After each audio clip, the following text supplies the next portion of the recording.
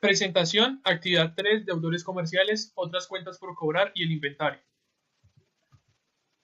¿Es correcto afirmar que las cuentas por cobrar son instrumentos financieros? Sí, porque un instrumento financiero es aquel que nos da derecho a obtener un efectivo u otro activo financiero, es decir, una mayor rentabilidad, una mayor liquidez en nuestro ente, y en este caso vemos que se puede estar en un activo corriente y en un activo no corriente dependiendo de la fecha estipulada por el ente para este bien. ¿Cómo se miden o evalúan las cuentas por cobrar a clientes según las NIF? Se empieza el reconocimiento cuando se transfieren todos los riesgos y los beneficios de la mercadería. Hay una medición y una utilización al costo y al costo amortizado dependiendo de cómo se reconoce. También se habla de las ventas, que las ventas a crédito generan una obligación por parte del comprador. ¿En qué consiste el modelo del costo amortizado? El modelo del costo amortizado habla de unas tasas de referencia del mercado para las transacciones. Es decir, existe una financiación, pero también se presume un valor presente de los flujos del futuro para hallar una tasa interna de retorno TIR y un valor y que haya una igualdad en el valor en libros. ¿Qué es el factoring y cuáles son las ventajas de utilizar?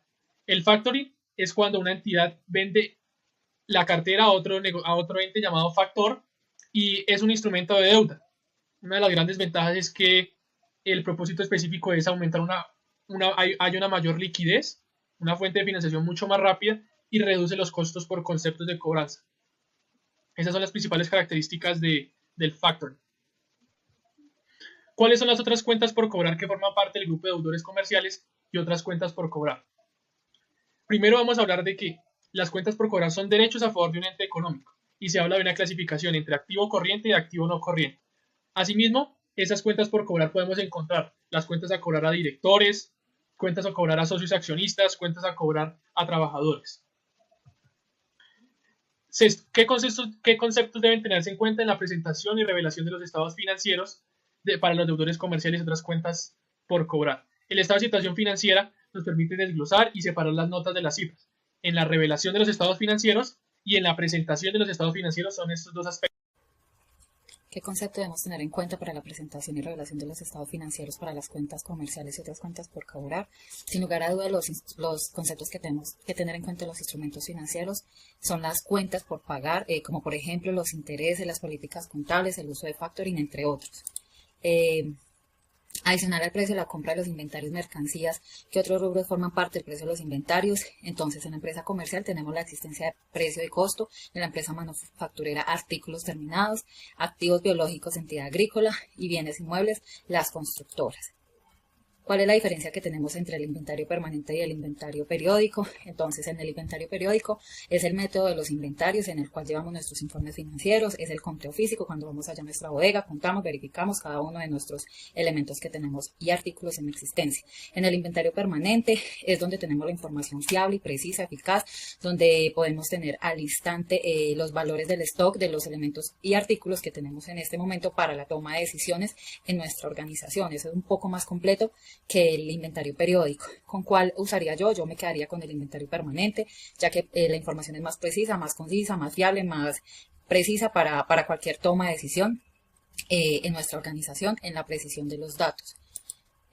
Las diferencias entre la evaluación de los inventarios, entonces los PER son las primeras en entrar, primeras en salir, en el cual donde como que nuestro método es que las primeras que compramos son las primeras que vendemos. Las webs son las últimas en entrar y primeras en salir, que quiere decir que las que tenemos con más tiempito en nuestro inventario, en nuestra bodega, son las primeras que vamos a vender. Y las del promedio ponderado es el costo promedio que tenemos, en el cual dividimos el costo de los artículos por el número de unidades que tenemos en existencia.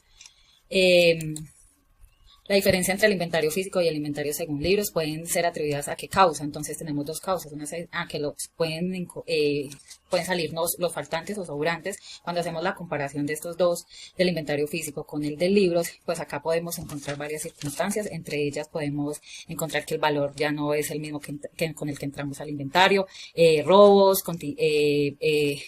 fechas de vencimiento ya próximas, daños, cosas como raras en los manejos de nuestros inventarios cuando tenemos como esta confrontación entre el inventario físico y el de los libros. La cuenta de mercancías no fabricadas por la empresa aplica en un inventario periódico de manera que no se utiliza en el registro contable al momento de realizar las compras. es inmodificable durante todo el periodo contable, quiere decir que el inventario final es el inventario inicial para el siguiente periodo y así continuamente. Para el inventario permanente aplica de manera de que se registra el precio a costo de cada uno de los productos en el momento de la compra y se hace mediante las tarjetas del Cardex. ¿Cuáles son las ventajas de un inventario periódico? Puede ser que se tiene un control más interno y más preciso, se detectan errores oportunamente, se puede realizar en cualquier periodo del año, mínimo se debe realizar una vez al año, solamente lo pueden utilizar las empresas del grupo 3, que son las microempresas, y las ventajas del inventario permanente es que se tiene un stock a diario de lo que se tiene en mercancía, no necesita hacer un inventario físico y se puede tener el valor exacto de lo que se tiene a diario. Esta debe ser utilizada por las empresas del grupo 1 y 2. ¿Cómo se contabilizan los fletes y los descuentos? Los fletes, cuando lo asume el comprador, lo que se hace es incrementar el valor en compra cuando es un inventario periódico, y cuando es un inventario permanente se incrementa el valor en mercancías.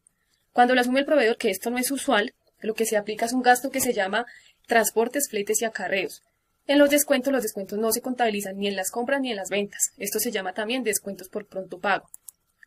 Y unos ejemplos que tenemos para el material movilizado, que también son los inventarios.